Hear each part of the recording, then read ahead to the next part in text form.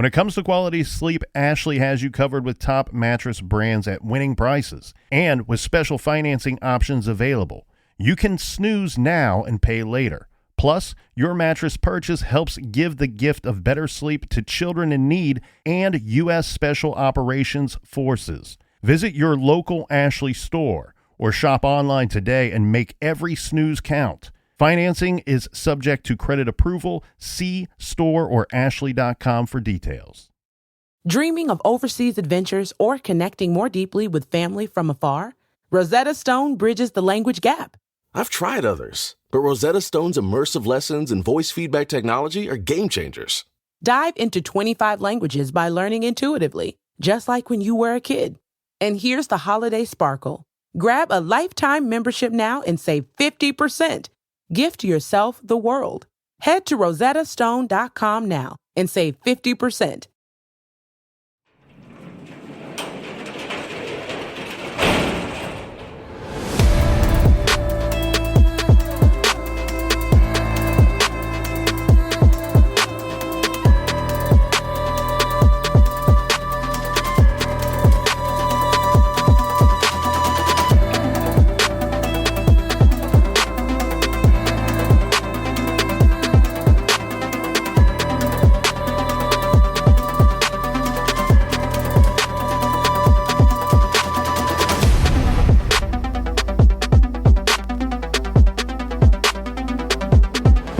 Welcome to True Crime Garage. Wherever you are, whatever you are doing, thanks for listening. I'm your host, Nick, and with me, as always, is a man with a reminder that a muffin can be very filling. Here is the captain. I prefer the tops. It's good to be seen and good to see you. Thanks for listening. Thanks for telling a friend.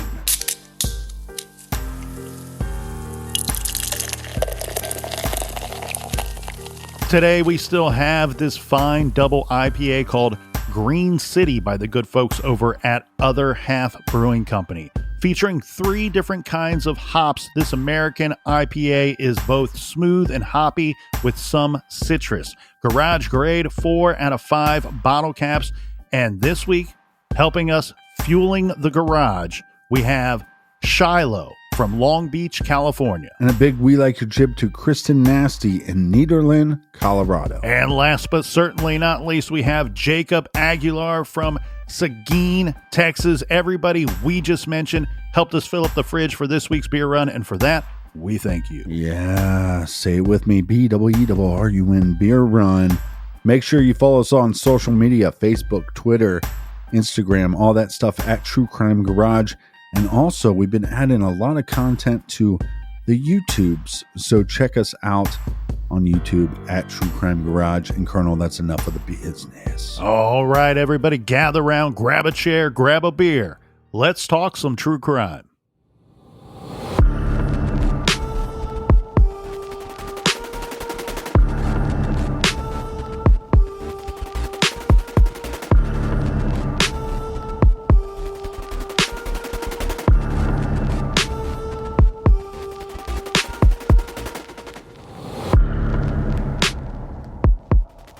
Gatha Bowman was 37 years old when she went missing. Authorities were not able to charge anyone in her slaying, and that remains true to this day here, Captain, 30 years later. Gatha was well liked. She was a 1974 graduate of Utica High School. She attended Ashland University here in Ohio. She earned an associate degree. And in her career, she was a director of respiratory therapy at a hospital. This before the early 90s, when she started a medical business named Premedica. She was the mother of 2 children and the stepmother of 2 more before she went missing. The general timeline, and we went through some of the details of this in our coverage yesterday. But on February 15th, 1993, Gatha Bowman left work, the business that she owned, Premedica Healthcare, at 6:45 p.m. She supposedly had a business meeting that evening or that night, but never disclosed where or with whom. The following day, February 16th, Gatha's ex-husband Greg, reports her as missing, saying that she never picked up her children from the babysitter's home. The following day, on the 17th of February, Gatha's snow-covered van was found outside of the Best Western Motel on Laver Road. This, again, just 1.5 to 2 miles away from her home and not terribly far from her business either. Then we fast forward to March 16th of the same year, 1993, when a Delaware County engineer finds Gatha Bowman's body in a gravel pit or near a gravel pit in Delaware County. As we said yesterday, this is a county that is separated by another county from Richland County, where she went missing. About 50 miles away from home, someone had attempted to conceal the body there, and police said outwardly, right from Jump Street, that they had no reason to believe that she was killed where she was found. In fact, they had reason and such evidence to suggest that maybe she was killed elsewhere, and this, for a lack of a better term, was simply a dumping ground. So like the colonel was saying, she went missing from one county. Her body, her remains are found in a different county. So now we have two sheriff departments that are working this case. Yeah, and this is where things get even more complicated. And sometimes it's great to have multiple agencies working the same case, and sometimes it's not. It's hard for me to sit here and examine this investigation and determine who was doing a good job, who was doing a not so great job, or how well the two sheriff's departments were working together. Keep in mind, there are complications based off of just the time period in which she went missing and when she was murdered. 1993, technology certainly wasn't what it is today, and thus counties that are separated by roughly 40 or 50 miles, that offers up its own complications into the joint, what's reported as a joint investigation. However, what you do have is Richland County caught a case. The case they caught was a missing persons case. This one, Gatha Bowman was reported missing from her home, from her business in Richland County. Delaware County caught a whole different case. Same person, Gatha Bowman. However, they have a homicide investigation to deal with. So what once was a missing persons case now becomes a homicide case. It may have been easier for the public if it would have been fully handed over to Delaware County, but from what I've been told and from my understanding is that was not the case. That while it's reported that this was a joint investigation, that may be true in some facets of the investigation. However, it does not appear to be true in all cases here, because it looked to me like Delaware County and Richland County were running two separate investigations on the same case. Well, we don't have a good time frame of when Gatha was killed because of the weather. You talked about that yesterday. But we do know that she was strangled and she was covered with trash in this location, this gravel pit. Yeah, so the trash came from, to be clear, it came from Richland County, and her body's recovered in Delaware County. But that is the indicator to detectives that she likely was killed elsewhere and then transported to the location where she's later found. The captain's absolutely right in regard to that trash. There's addresses and such that are on that trash, and detectives thought, oh, great, this is not going to take long for us to solve this thing. The debris and the trash that is found with our victim might point us to who is responsible. Well, because sometimes, as we know, and all the true crime community knows, sometimes these killers are dumbasses. That's right, and thankfully so. But in this case, the addresses that were provided as clues or could have been clues to the investigators in Gatha's case were not addresses that led them to any particular suspect. In fact, from my understanding, they end up figuring out that the trash likely was pulled from a dumpster from a business, was just one more way of trying to hide and conceal Gatha's body. We've talked about this plenty of times here on the show, and we've we get this information directly from killers themselves, their own words, where they have said, look, the more that I knew a victim, or this is coming from the mouths of several serial killers, the closer the tie of the victim to me, the perpetrator, the greater the lengths I went to concealing the body. Right.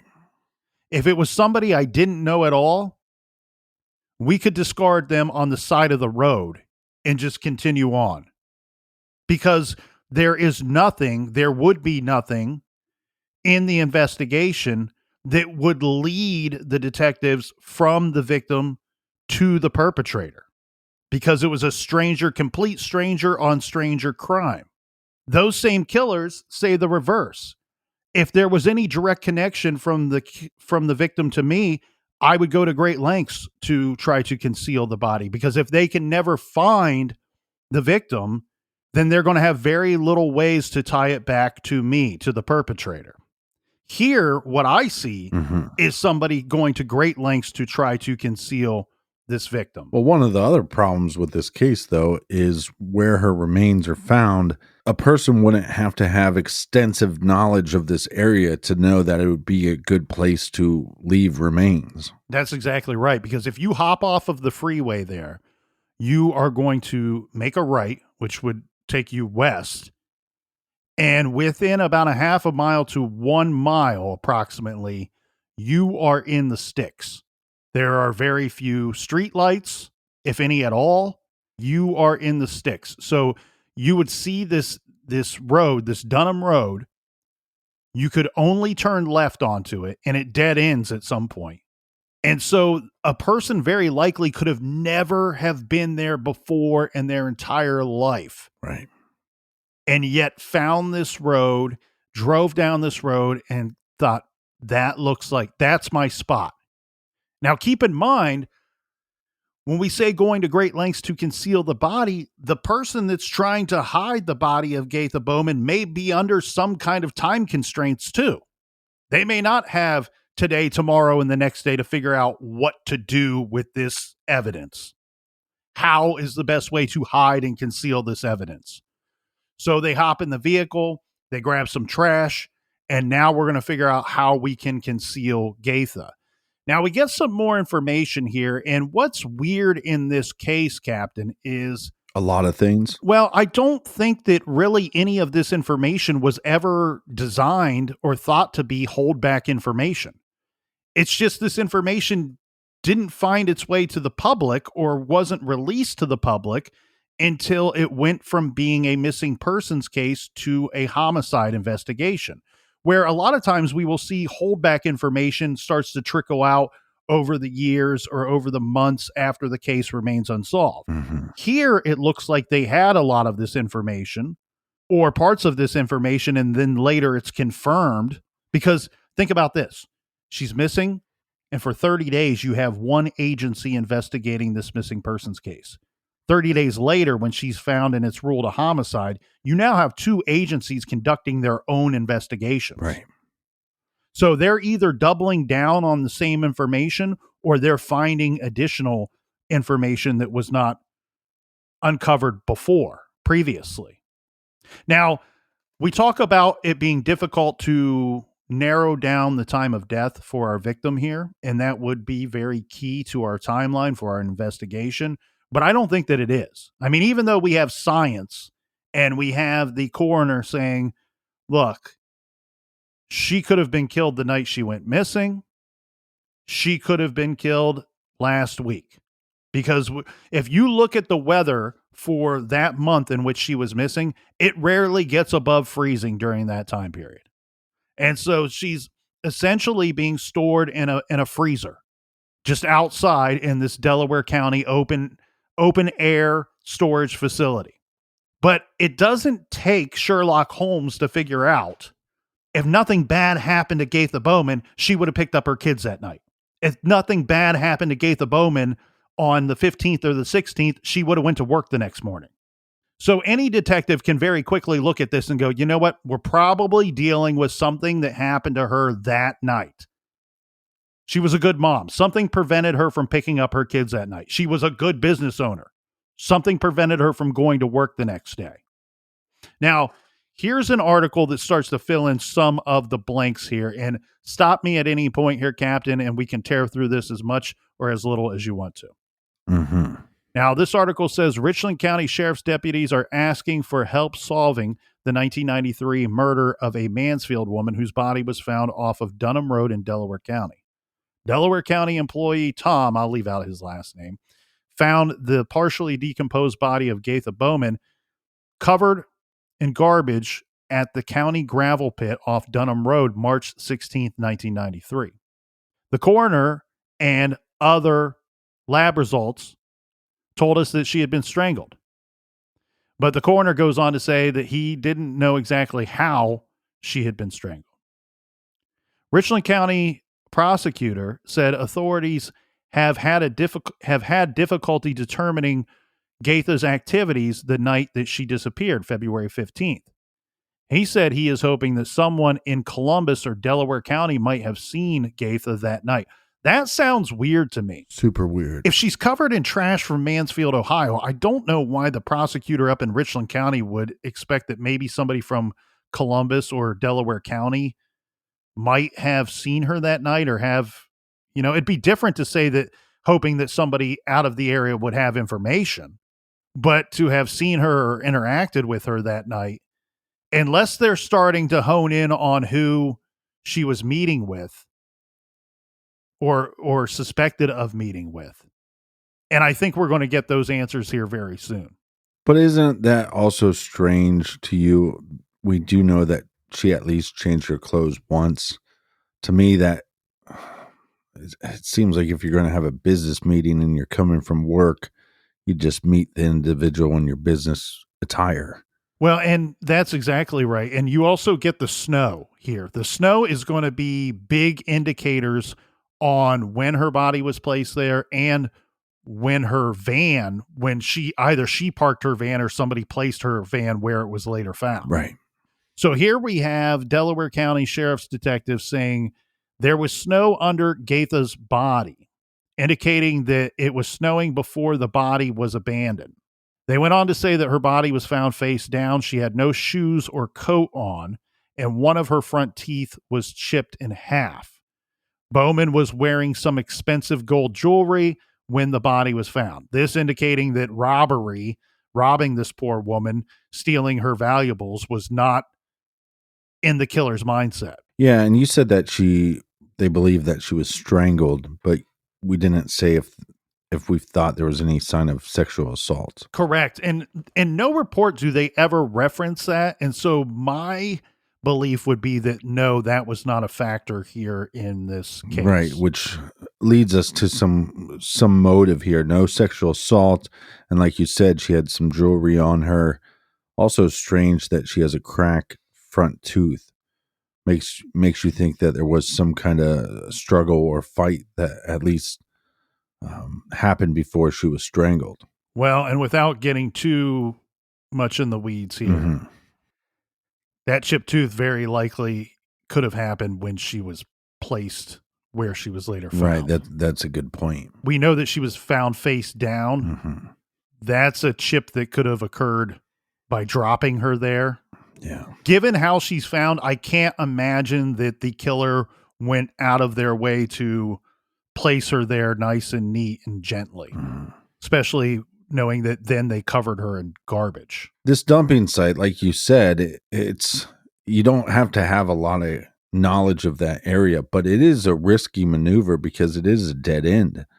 And so there's a possibility that you have to go in there quickly, dump the body, and get out without somebody seeing you. Correct.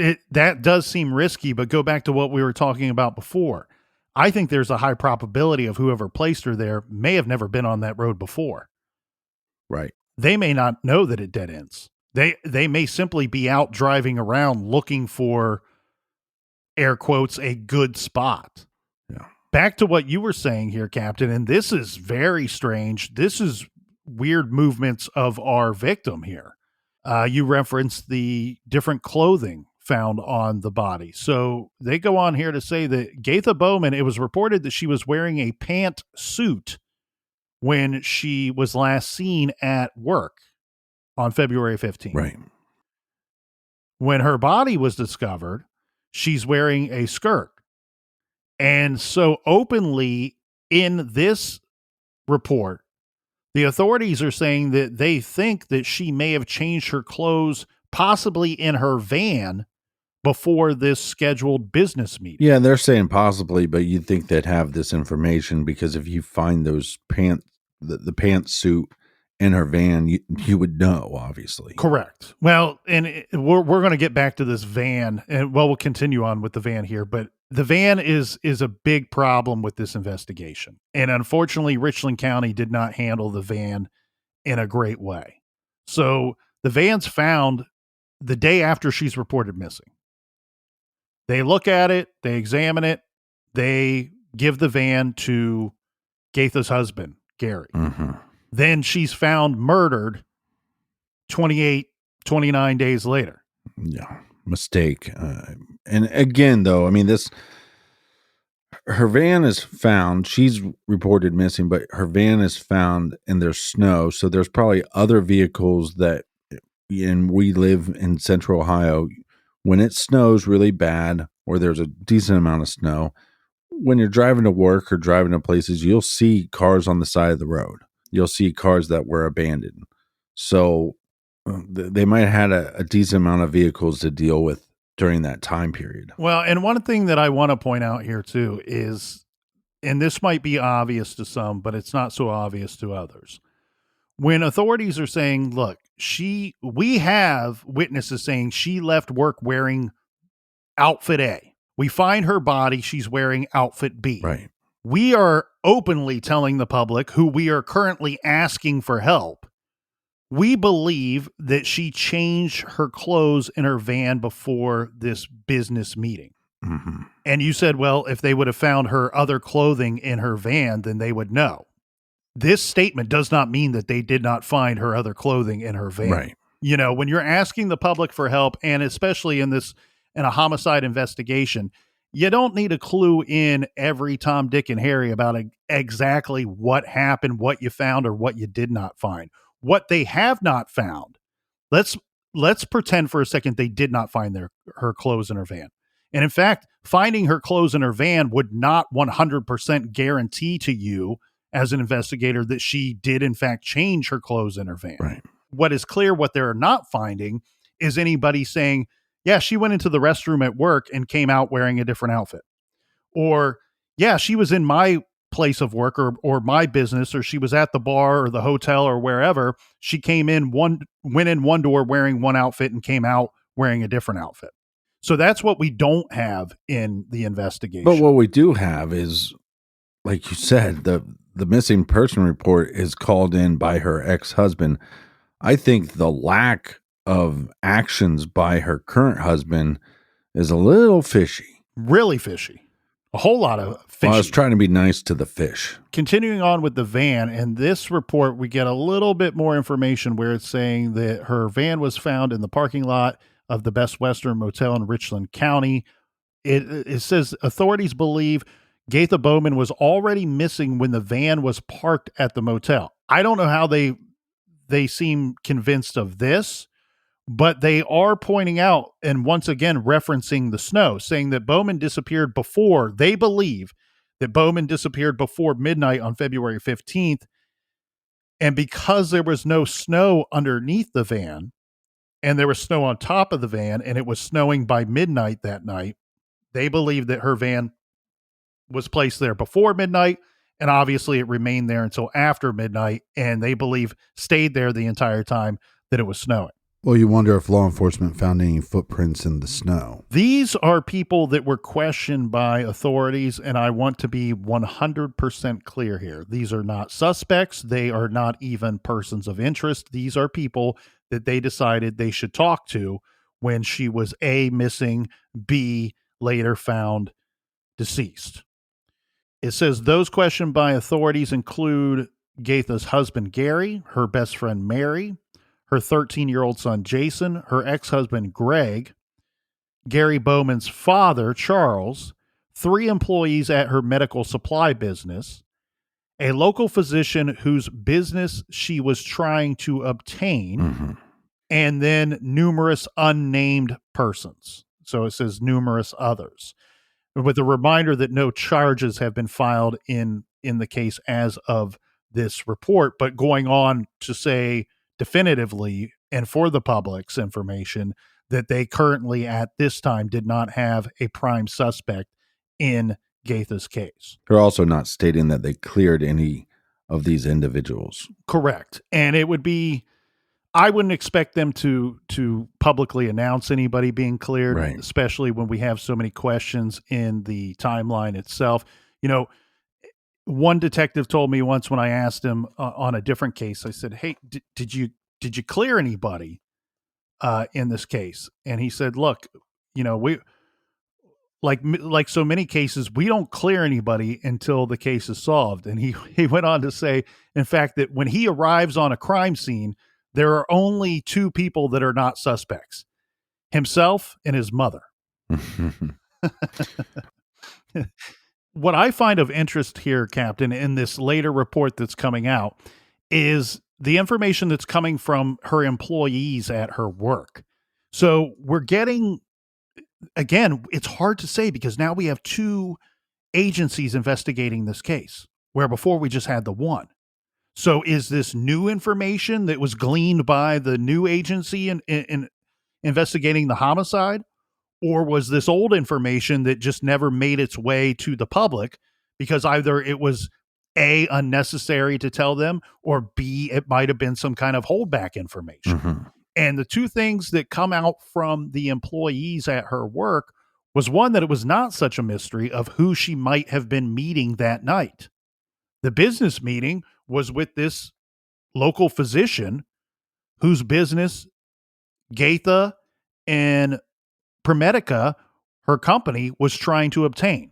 Right? They're trying to become this physician, this hospital or doctor's office medical supplier. So this seems like a typical run-of-the-mill business meeting. However, this person's not a complete mystery to all involved. They know who the physician is. They spoke. Investigators spoke with this physician. Right. That's why they questioned him. The other thing that comes out in this report was that there was an argument that was not so secret to the employees that took place the day that she went missing. So they report to the authorities there was an argument that went on between Gatha and her husband Gary at Premedica that day. What's weird here, Captain, is this, depending on which agency you talk to, they describe this argument differently. Now, you only have 3 witnesses, and maybe each of those witnesses had a different interpretation of this argument, and maybe that's why we get varying stories. But the very brief description, one provided by Richland County Sheriff's Office, they describe it as a violent argument that took place at work that day. Delaware County describes it as a very loud argument that took place that day.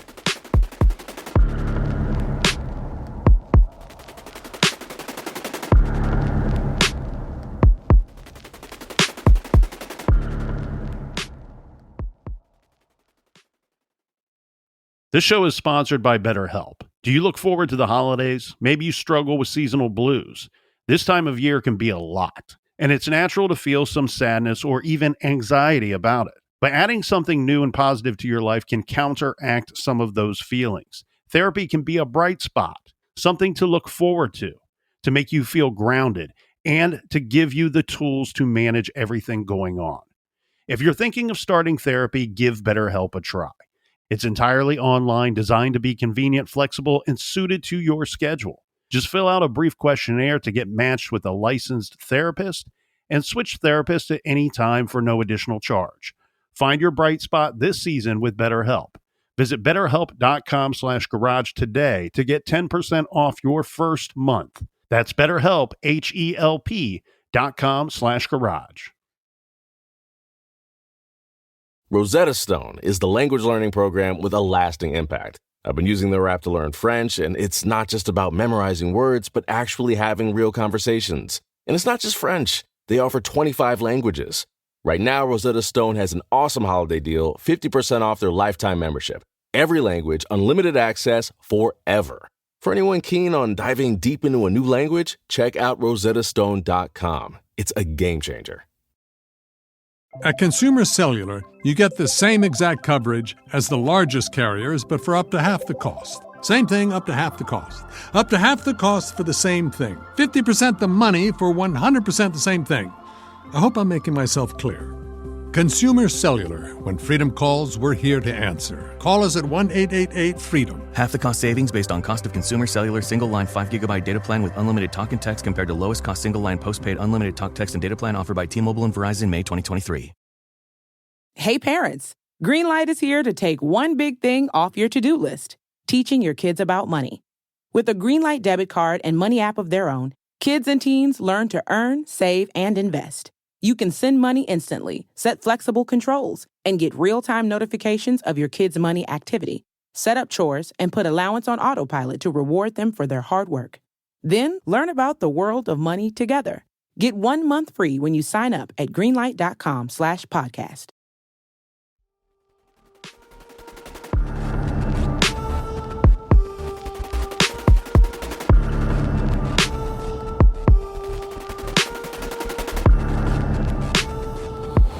All right, we are back. So much more to unpack in this complex case. Thanks so much for listening. Thanks for telling a friend. Cheers to you all, and cheers to you, Colonel. Cheers to you, Captain, and cheers to all of the good people, especially the ones sitting way in the back. Here's some detailed information on that day. And again, I think we need to underline this, circle it. I don't think it takes Sherlock Holmes to figure out whatever happened to Gatha happened that night or in the wee hours of the next morning. And you almost have detectives outwardly saying this. They are saying that, look, because of how her van was found and because of the weather conditions that night, we believe that she went missing or something happened to her, and potentially her van was later placed there. Again, we'll get back to that van, but the information that we get much later in this investigation are saying that it was learned that Gatha owed the IRS approximately 8 to 10 grand in business-related taxes. Now, this may sound like a whole bunch of money, but well, it's not a ton for a business. It's back taxes, but it's not a ton. And then I don't think they put a ton of pressure on you to pay them off immediately. You can kind of pay them through a period of time. The business itself was successful. So it seems like they would, if not immediately have the means to pay this off, they would at some point. Now, back taxes, what have you, February 1993, that is going to be tax season for her business anyway. So it's difficult for us to sit here and say, how far in the rears were they with the taxes? But it's believed that the argument that took place between her husband, Gary, and Gatha at work that day may have been in relation to this money that the business owed to the IRS. Mm-hmm. The employees went on to tell the authorities that Gary Bowman left Premedica at 6:45 p.m. It is believed that he went and got his glasses repaired, and it's stated almost as fact here. So my guess is somebody knew that information, or Gary told that information to the authorities and they were able to back it up. He goes on to say that he ate dinner and then came home, and he was home about 8:20 p.m. that night. He says that when he arrived home, Gatha and the children were not at home. He decided to go out and start looking for her, stopping first at the Best Western Motel, where he told authorities he thought he had seen her van. Well, this would go with the timeline a little bit here that we've been told by the authorities. Yeah, but it's very strange. Why wouldn't you just call the babysitter to see if she picked up the kids? Yeah, but I think we need to point out the obvious here. This doesn't indicate that he didn't call the babysitter. He's not going to, I would doubt that he would just willy-nilly just start going out and driving around looking for his wife and children. He probably very likely reached out to the babysitter at this point. But we do know he's out looking for her. I think what the strange thing here is him telling authorities that he stopped at the Best Western Motel where he told authorities he thought he had seen her van. He says when he reached the parking lot, he realized that it was not her van. He then went into the lounge, which would be that bar that was in the same parking lot, for about 15 minutes or so, and then returned home. He said that he fell asleep, and then he woke up about 2 a.m., and this is when he realized once again that his wife and children still had not returned. At this time, he calls Gatha's mother, and he calls the babysitter, this to try to locate the children. As we pointed out, that location where the van is found is not terribly far from their home. It does not surprise me that this would be in his route when he's out driving around looking for his wife, looking for his children. What surprises me is to have a statement from the husband that says, you know what, I pulled in to the parking lot because I thought I saw her van there. And then I got out of my vehicle. I determined that it was not her van. I go inside, I had a drink, and then I went home, left the lounge, arrives home around 8:20 or so, falls asleep. The problem with this statement is her van is later found in this parking lot. So what the hell is it? Right. Was it her van or not? I mean, it's like the Princess Bride. You hear the statement and you go, inconceivable. How the hell can he tell authorities I stopped there because I thought I saw her van and then determined that the van I spotted was not hers. And then later her van is found in this location. So I mean, I can't wrap my head around this. Yeah, is he just such a dumbass that he can't identify his own wife's van? Or is it possible that he's like, well, somebody might have saw me at the Best Western, so I need to place myself there. That's what I think we have going on here, because according to his own statement, he went into the bar. Such a Don thing, man, to establish your own alibi. That's a Don thing, you know? You would expect that here it sounds like it's a Gary thing, but you would expect that if he went into the lounge, as he states to authorities, that somebody would have seen him. And then there's the other thing, though, too, is, we're reading these reports. We're not there to question this individual and ask for the details. Could it have simply been that he was unable to discern 100% if this was or was not his wife's van? So he did go inside to see if she would be there. Right. And then because she wasn't in there, he decided that, it's probably not her van. A 1990 Dodge van is not an incredibly uncommon vehicle. Right. It's weird to me that we have the ex-husband that's calling in the missing persons report. Well, and also, look, it's the early 90s. There's a lot of people with little stickers or bumper stickers. And so it's like, yeah, there's a lot of vehicles that are the same vehicles, but there's normally some kind of identifying marker. You'd think they would know maybe some information of what her license plate said. I agree with you 100%, Captain. I that's the biggest problem with Gary's story to me. Again, Princess Bride, inconceivable to tell me that you went there and you purposely pulled into that parking lot because you thought you spotted your wife's van, somehow, some way determined that it was not her van, and then she's missing, later found killed, and her van is found in that parking lot less than 48 hours after she left work that day. Well, and also less than a few hours after you were supposedly at her work and had this heated conversation, or the other report is a violent confrontation. Yes, and that's weird too. Now, we do have the victim's mother who openly stated that she was very unhappy with the investigation. She is stating outwardly that there were problems with the investigation from the first week. she doesn't have a whole lot of problems with the investigation as it took place going forward after it was known that this was a homicide investigation. She has a problem with how things were handled within that first week. In particular, the van, the finding of the van itself and then releasing it. She has openly said to the public that she thinks that a lot of evidence, a lot of information was missed, was lost, and gone forever when they returned that van to Gary Bowman. Well, they returned it so quickly, and this is information we don't have, we're not privy to, but it's like, well, what's the color of the interior? And is it possible that there was blood in the interior that maybe somebody just missed? But you give it back to this individual that you haven't really questioned. And why didn't he call to report his wife missing? I cannot for the life of me figure out why he doesn't report her missing. Okay, I can get over that fact. What I can't get over is that if I'm an investigator and I'm looking at this and I'm going, husband doesn't call this in. Right. We find the van.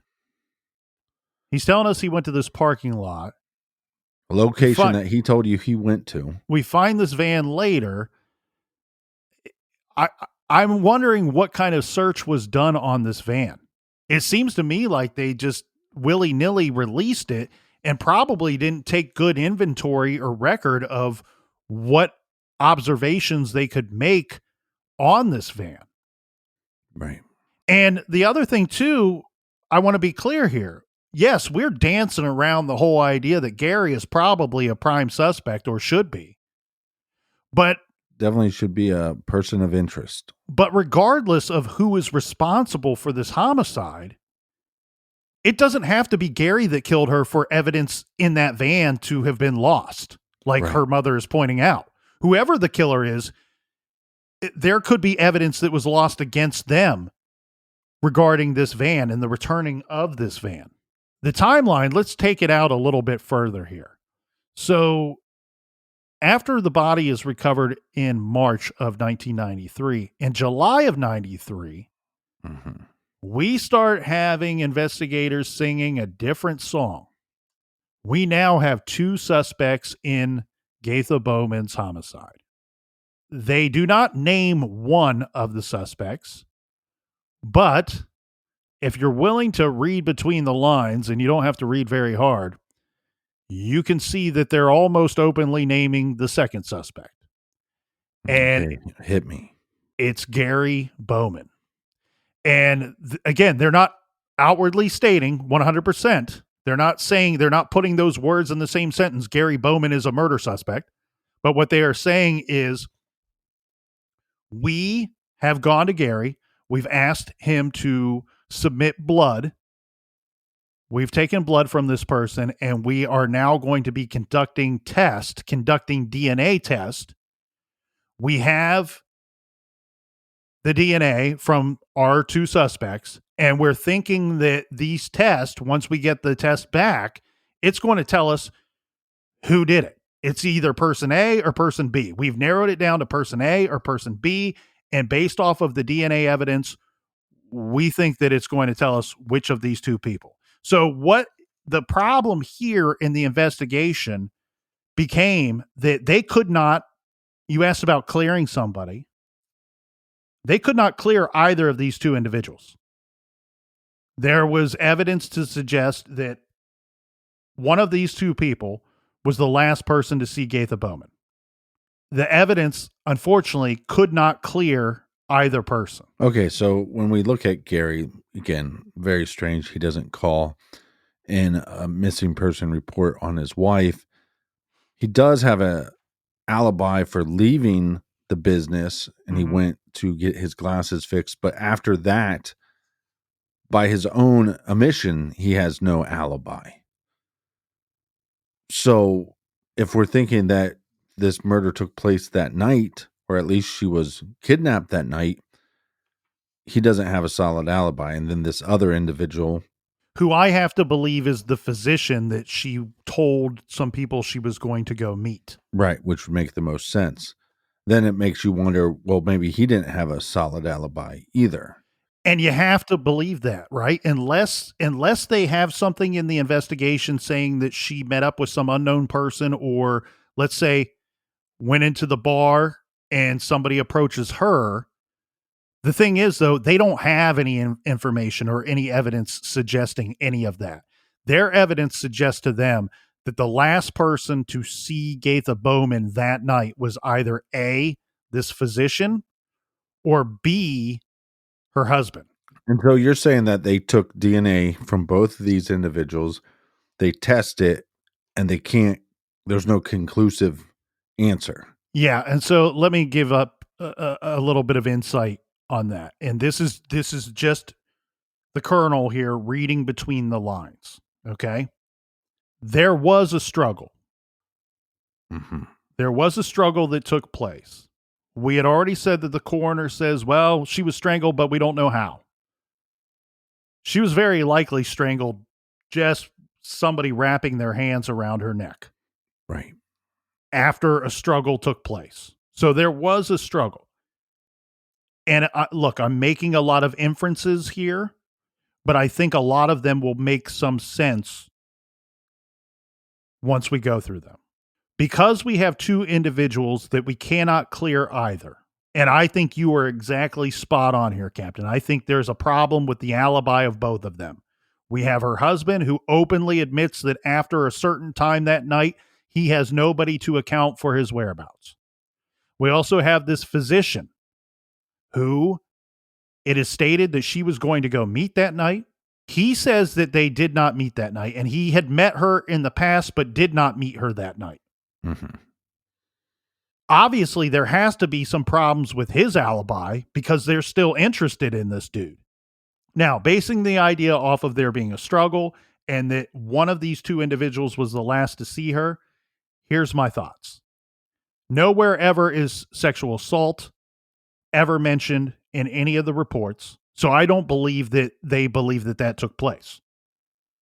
What I do think that they have evidence of, and they're not outwardly saying it, is that if a struggle took place, she very likely may have the killer's DNA, skin scrapings, what have you, underneath her fingernails.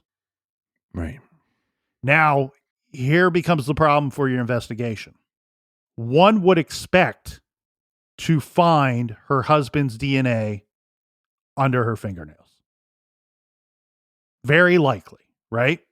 Very possible, yes. We know this from other homicide victims. We know this from other cases. There are cases where victims went to school all day long and they find DNA or some kind of evidence underneath fingernails of persons that had nothing to do with their homicide. Right. What I believe these tests was to rule in or rule out this physician. Right? Because you might expect, again, it's not 100%, but it's also not out of the realm of possibility. You might expect to find DNA of the husband underneath the fingernails, whether he's responsible or not, but you wouldn't expect to find the physician's, especially if he says he did not meet her that night. So when these tests come back, the best thing for your investigation is for it to match up to the physician. Because then that tells you he lied to you. That tells you his story is wrong. He lied to authorities. Now, he has just separated himself from the other suspect. This case is unsolved 30 years later.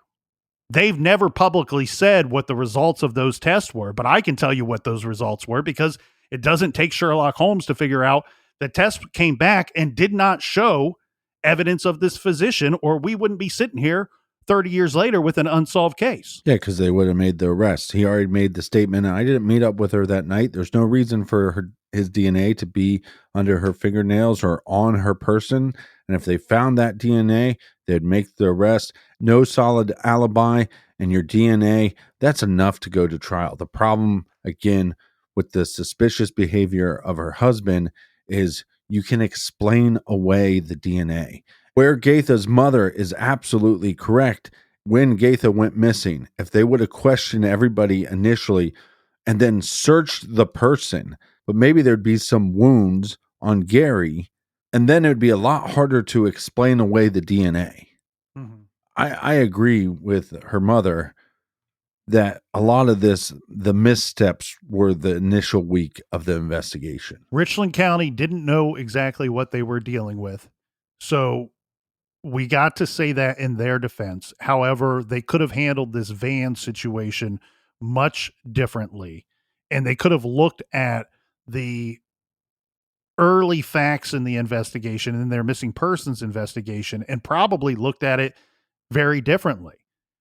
Given the facts that we now know, the facts that came to light to became public information. Well, this is a mother of two. Correct. This is a successful businesswoman. Correct. If I'm law enforcement, I'm trying my damnedest to get a search warrant for that vehicle. I'm trying my damnedest to get a search warrant for her business and anywhere that she would operate that business. I would be trying my damnedest to get a search warrant for her house and to question and search her husband. It sucks because we see this so many times in cases where they find an abandoned vehicle, and because they deal with that so often that they just go, well, the owner's going to turn up. Not that big of a deal. But in this case, it's a little different because we have a missing person before you find the vehicle. Gatha Bowman, age 37, disappeared 30 years ago next week. The case is still unsolved. Delaware County Sheriff's Office is still investigating her homicide. If anybody has any information, you can call. Police desperately want information about this case. And I believe, as said in the trailer of yesterday's show, I believe, and I know the captain believes, that one, probably two or three people have some information that they've just not been willing to release or to give to the authorities. Delaware County Sheriff's Office is still investigating this homicide. If anybody has information, please contact them at 740-833-2892. Or you can go to DelawareCountySheriff.com.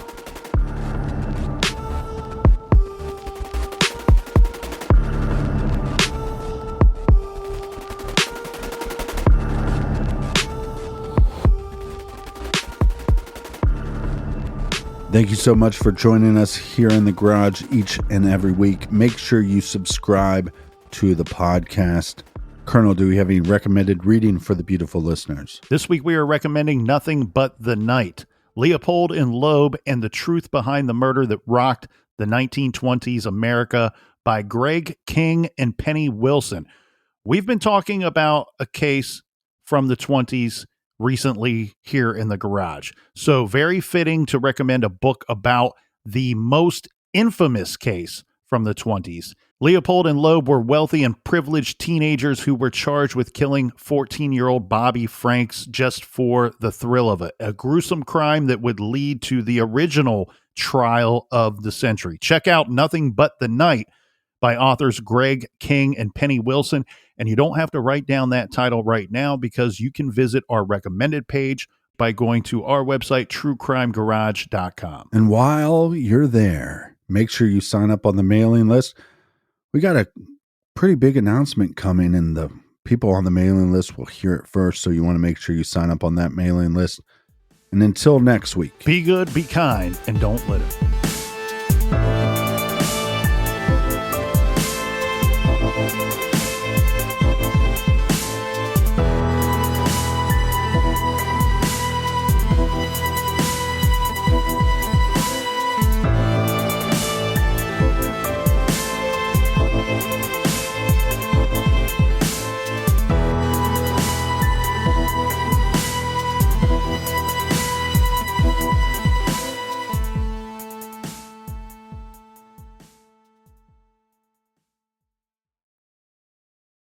When it comes to teaching kids and teens about money, practice makes perfect. That's where Greenlight comes in. With a debit card and money app of their own, kids learn to earn, save, spend wisely, and invest. Parents send instant money transfers, create custom chores, and automate allowance, while kids track their spending, set savings goals, and practice money skills they can use today and for life. Get 1 month free when you sign up at greenlight.com/podcast.